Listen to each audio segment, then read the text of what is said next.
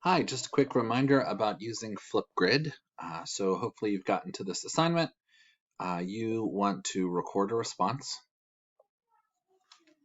That might look slightly different on your computer than it does on mine. And then this is what you'll be seeing, right? And if you're uncomfortable about your image being up there as you're talking, you might be comfortable with a picture.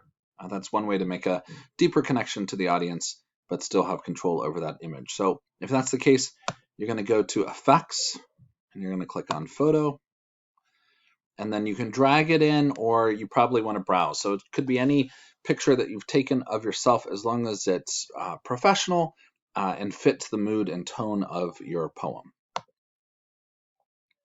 Think about the way that Amanda Gorman presented herself, and that'll give you a good idea about how to approach choosing a picture. You might want to take a fresh one so that there's nothing in the background.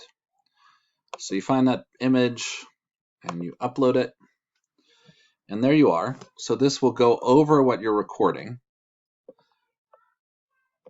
So if you're interested in just having your image there without your live action video, you can do it this way.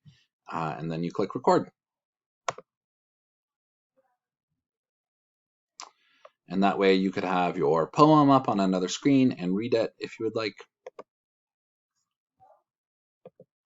All right, I think that is it. Let us know if you have any questions.